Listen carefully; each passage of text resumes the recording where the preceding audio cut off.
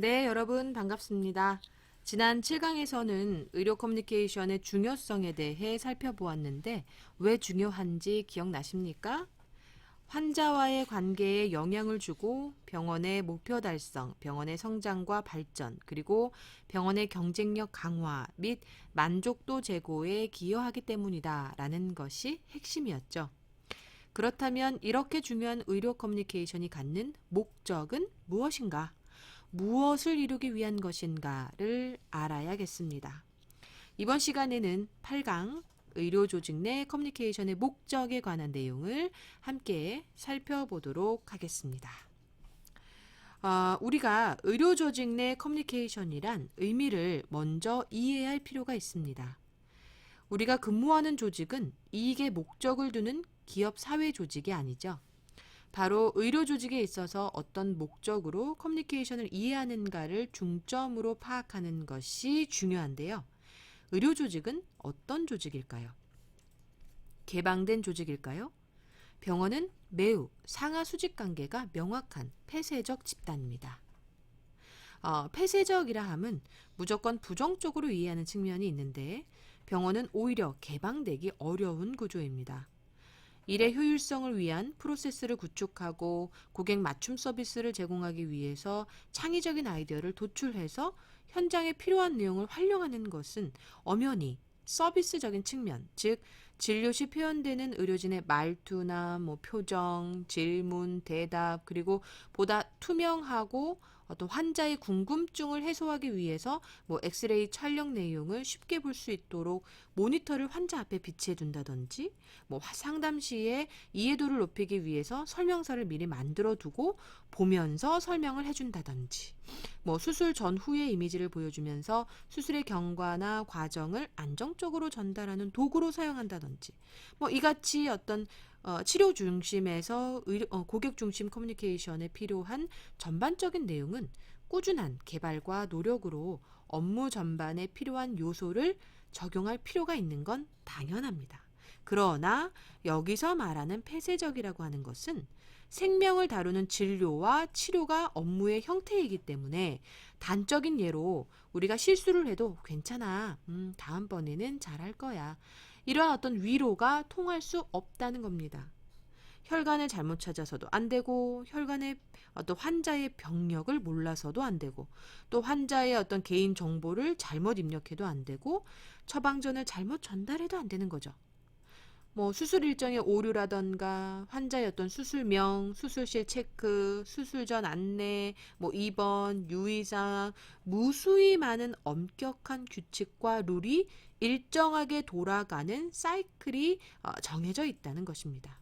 따라서 병원은 환자가 진료를 보는 순간 진료에 따라 오더가 발생하고 오더를 받은 즉시 결과가 도출되기 때문에 의료진의 지시와 명령에 대한 주의 깊은 관찰, 환자에게 전달하는 치료 과정 전반의 상담, 상담 후 예약, 재진, 치료 경과 등을 보고하고 전달하는 것에 수평적이 될 수 없다는 점에서 병원 상담실장이 의료조직 내 어떤 커뮤니케이션을 하는 목적을 충분히 인지하고 수행하는 데 문제가 발생하지 않도록 하는 것이 중요하겠습니다. 그래서 이에 따라 보고, 명령, 지시, 이와 같은 단어가 의료조직에서는 상당히 업무적인 내용이고 숙지해야 하는 부분이다라는 점에서 미리 길게 설명드리고 들어가겠습니다. 자, 그럼 본격적으로 의료조직 내 커뮤니케이션의 목적은 무엇인가? 첫 번째, 목표 달성을 위한 명령, 지시를 위해서입니다. 자, 지시는 조직의 방침을 구성원에게 전달하는 중요한 수단이죠. 지시는 목적이 분명하고 수신자가 이해 가능한 것이어야 합니다. 두서가 없거나 횡설수설하거나 정확한 이해 없이 전달되는 커뮤니케이션의 내용은 오류를 가져옵니다. 두 번째, 보고. 의료조직 내 커뮤니케이션의 목적은 보고입니다. 자, 보고란 통념적으로 지시에 대한 피드백을 말하죠. 일이 정확하게 수행되기 위해서는 정확한 보고가 제때 이루어져야 합니다. 언제? 제때. 자, 제가 교육 현장에서 언제나 강조하는 것이 바로 그 즉시, 그 순간, 그 자리에서라고 설명합니다. 생명을 다투는 일에 나중이란 없습니다.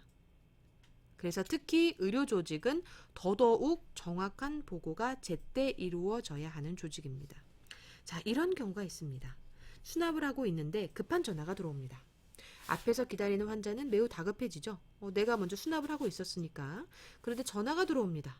아, 죄송합니다, 고객님. 그때 잠시 먼저 전화 좀 받겠습니다. 하고 양해를 구하고 전화를 받은 뒤에 전화 내용을 경청하면서 필요에 따라서 급히 전달할 내용으로 파악이 되면 메모를 하고 해당 환자 수납을 바로 마친 후에 다음 환자 이 수납 환자를 응대하는 것이 먼저가 아니라 전화 통화한 내용부터 빠르게 전달을 하고 업무 진행을 해야 하는데 간혹 내 앞에 기다리는 사람이 많다고 해서 수납부터 빨리 처리하고 내용을 보고해야지 하는 상황들이 발생하기도 합니다. 그렇다면 이런 상황에서는 무엇이 먼저인가? 이 부분을 판단하는 과정에서 우리가 조직 내 커뮤니케이션 경로에 문제가 발생할 수 있다는 겁니다. 따라서 보고해야 할 내용은 지시가 이루어진 때에 미루지 않고 처리해서 정확하게 피드백해야 합니다. 자, 보고하다라고 하는 것이 갖는 특성은 어떨까요? 보고는 정확성이 없거나 시간을 놓치면 보고로서의 기능을 상실합니다. 특히 급한 용건일 때 극한 예로 자, 우리가 수술실에서 위급 상황이 발생했을 때 어떤가요?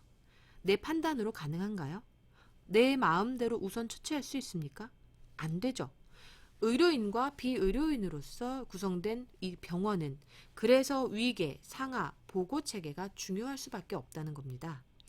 그래서 의료 현장에서 보고가 제 시간에 정확하게 이루어지도록 훈련이 필요하고요. 절대 내 판단만으로 잠시 후에 나중에 이건 불가능하다라는 부분입니다. 그래서 의료 현장에서는 특히 시간에 관한 체크가 매우 중시됩니다. 어떤 거요? 시간. 자, 산부인과에서 출생일이 중요하죠. 그리고 또 몇 시 몇 분에 신생아가 분유를 먹었는지, 수술 시에는 몇 시에 마취를 했고, 몇 분에 혈액을 공급했고, 이러한 여러 가지 의료 기록을 남기는 이유가 바로 이런 기능을 상실하기 때문이라는 거죠. 따라서 보고란, 상사에게 정확한 내용을 바로 전달하는 것도 매우 중요하면서 그 내용이 어떠한가, 오류나 어떤 모순이 있는가 하는 정확한 측면도 매우 중요하겠습니다.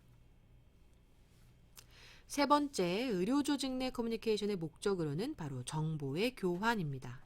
정보는 의사결정의 기초이죠. 정보를 통해 대화가 이루어지고 결정을 하고 선택을 합니다.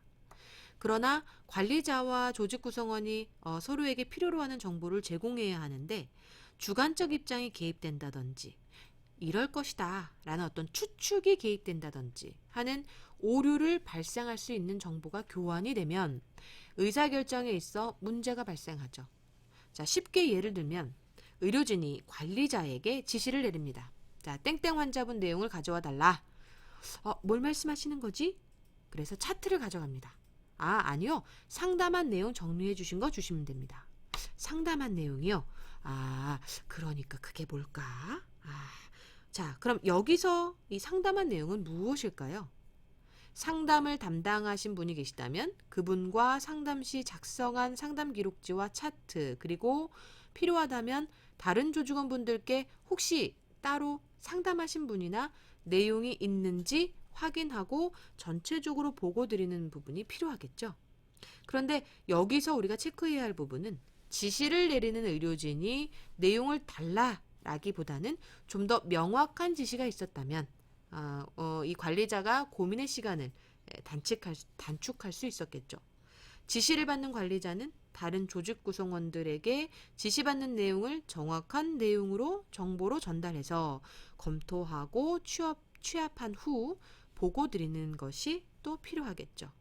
그래서 모든 지시와 보고의 과정에는 결국 서로에게 필요한 정보를 제공해야만 효과적인 커뮤니케이션이 될 수 있습니다. 정보의 교환에서 우리가 주의해야 할 중요한 사안은 너무 많은 정보는 의사결정에 부정적인 영향을 미치기도 한다는 사실입니다. 자, 따라서 이러한 정보를 따라서 정보가 통제될 필요가 있다는 겁니다. 이러한 정보를 통제하려면 어떻게 하면 좋을까요? 바로 부전보다는 문서. 그렇죠. 상담을 했었는데 이렇게 말씀하신 것 같다. 이게 아니라 환자와의 상담 내용을 기록하고 남겨두었을 때 확인 절차 시 바로바로 필요한 사항으로 신속하고 명확하게 처리될 수 있도록 하는 것이 중요하겠습니다. 조직 내에서 어떠한 의사결정을 할 때에도 우리가 생각해 보자면 의견을 나누는 과정에서 10명이 10가지의 의견을 내면 과연 그 10명의 의견을 모두 수용하고 개선할 수 있느냐 하는 것입니다. 자, 이런 경우에는 효과적인 의사결정을 위해서 사용되는 어떤 찬반 또는 뭐 다수결 이런 원칙들이 사용되겠지만 의견을 조율함에 있어서 오랜 시간이 소요될 수 있기 때문에 의견을 종합해서 중복되는 부분들을 취합하고 해당 내용을 오히려 구체화해서 면밀하게 검토하는 것이 효과적인 방법이 될 수 있습니다. 그래서 이럴 때 설문조사 등이 좋은 예가 되겠죠. 우리가 정보를 교환할 때 매우 조심해야 하는 부분이 바로 요점입니다. 요점. 무엇을 전달하고자 하는 것이냐. 이게 있어야 하는데 내용 전달의 목적이 이야기로 전개되면 안 된다는 거예요. 이렇게 해주세요, 선생님. 이거 바로 확인해 주세요. 이렇게 해야 하는데 있잖아요. 이게 이러쿵 저러쿵, 네, 이래서, 뭐, 한참 얘기한 다음에, 그래서, 확인해야 된대요. 네, 확인 좀 해주세요. 이렇게 이야기하듯 전달하는, 이런 이야기 전달법. 그 속에서는 표현된 너무 많은 정보로 인해서 의사결정에 부정적인 영향을 줄 수 있습니다. 그래서 의료조직 내 커뮤니케이션이 어떤 공유하는 정보의 양은 어떻게? 적당하게. 네, 정보의 교환에 중요한 말씀을 드렸습니다. 의료조직 내 커뮤니케이션의 목적으로는 네 번째, 감정의 표현과 전달이 있습니다. 자, 우리는 커뮤니케이션을 할 때 인간관계에 대한 감정을 표현합니다. 감정이 없이 표현하는 것 자체가 불가능합니다. 자, 말을 할 때 생각을 하면서 말을 하기 때문이죠. 심지어 대본을 읽을 때도 감정이 섞여서 이 말의 느낌이 전달되는데 기계나 로봇이 아니고서야 이 감정이 표현되지 않을 수 없다는 겁니다. 그래서 뉴스를 진행하는 앵커들은 사실 최대한 감정을 드러내지 않죠. 하지만 말의 힘, 억양, 강조하는 포인트에 사실 감정이 묻어 있습니다. 자, 그렇다면 우리가 반드시 알아야 될 포인트는 무엇이냐? 병원 상담실장의 업무의 대부분이 커뮤니케이션으로 구성되어 있다. 그래서 환자와의 어떤 상담, 의료진과의 메신저 역할, 조직 구성원과의 어떤 의사소통, 모든 영역에서 바로 감정의 표현과 이 전달이 되기 때문에 일방적인 전달은 주의해야 한다라는 부분입니다. 그리고 감정의 표현과 전달에서는 오해의 소지가 있을 수 있죠. 내 의도는 그게 아닌데 왜 그렇게 받아들이느냐, 왜 오해를 하느냐 할 수가 있겠죠. 또 남성과 여성의 전달 방법의 차이를 인지해야 합니다. 남성과 여성은 기본적으로 사고의 차이가 있습니다. 남성이 중시하는 사고는 여러 가지가 있지만 특히 이성적 판단이 앞서기 때문에 어떤 장황한 설명이나 감정에 호소하는 표현보다는 숫자나 기호를 중점으로 결과론적인 부분에 초점을 맞춰주는 전달법이 좋습니다. 자, 반면 여성은 감정적 판단이 앞서기 때문에 상담 시에 어떤 상담하는 분위기나 내용, 과정들을 중시하는 측면에서 세심하고 과정을 이해시키는 전달법이 좋습니다. 하지만 우리가 이 남성과 여성은 다르다.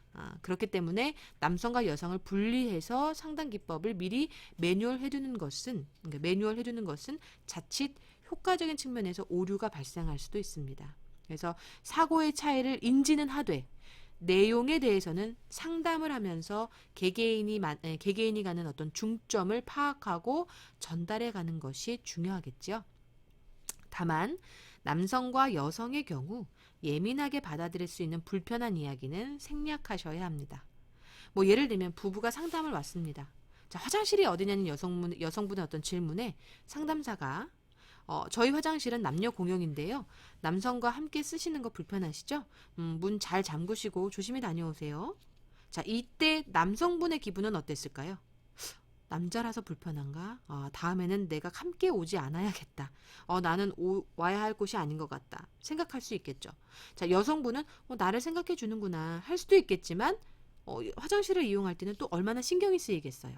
이렇게 단적인 예지만 감정의 표현과 전달에 문제가 생기게 되면 큰 문제의 발단이 될 수 있다라는 점을 반드시 염두에 두셔야 될 것 같습니다. 병원에서의 의사 및 어떤 직원과 환자 사이의 감정 교환은 인간관계적인 목적 외에도 환자들이 어떤 병원에 대한 공헌도와 의사에 대한 신뢰도를 높이는 아주 매우 중요한 원인이 됩니다. 의료진이 우수한 이력들이 있는 홍보 내용을 보고 느끼는 감정들이 실제 진료나 상담을 통한 감정 교환에서 만족을 느끼게 되면 긍정적인 병원 이미지가 형성될 수 있습니다. 직원들이 좋아서 오는 환자도 많지만 사실 의료진에 대한 기대 심리가 더 크거든요. 치료가 목적인 의료기관이기 때문에. 그래서 의료진이 어떻게 감정 표현과 전달을 하느냐, 이 부분도 매우 중요한 사안이 되겠습니다. 취업 포털 잡코리아에서 직장인을 대상으로 직장 내에서 커뮤니케이션이 힘들었던 적이 있는가에 관한 어떤 설문조사를 진행했는데요. 그렇다라고 하는 대답이 92.1%였습니다.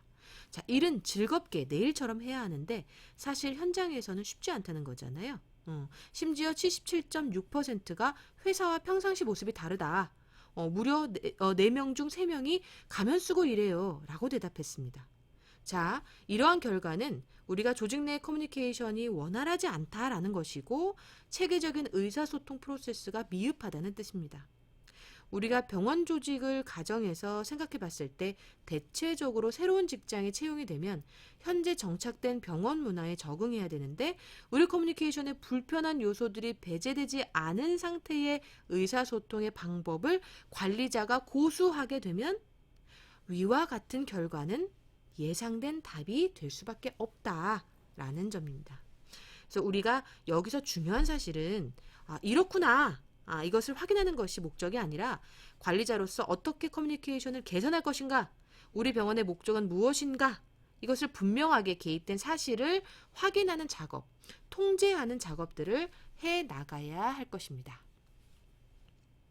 보시는 그림과 같이 직장에서 원활한 커뮤니케이션이 필요한 이유는 무엇인가 하는 질문에 46%가 같이 공유하는 시간이 많기 때문이다 라고 대답했습니다. 이어 43%가 근소한 차이로 보인 답은 업무를 편안하게 하기 위해서다 라고 했는데 의료 조직 내 커뮤니케이션의 궁극적인 목적은 조직원들이 같은 목적을 가진 업무를 하고 있다라는 점이고 업무를 함에 있어 함께 많은 시간을 공유하고 있기 때문에 불편한 관계가 형성되면 일의 효율이 떨어진다라고 하는 것입니다.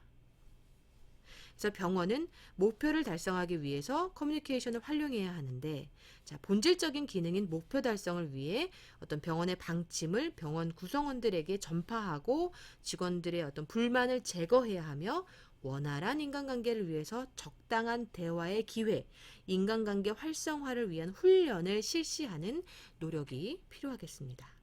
그리고 직원들의 어떤 사기 진작을 위해서 격려나 따뜻한 말, 포상 이런 것들을 적절히 제공해서 또 환자 치료라는 어떤 고유의 목적 달성을 위해 병원 각 부서 직원들의 협동이 필요함을 알려줌으로써 협동심 고취에도 노력을 기울이도록 해야겠습니다. 자, 다음 9강에서는 의료 커뮤니케이션의 과정과 장애에 대해 살펴보도록 하겠습니다. 수고하셨습니다.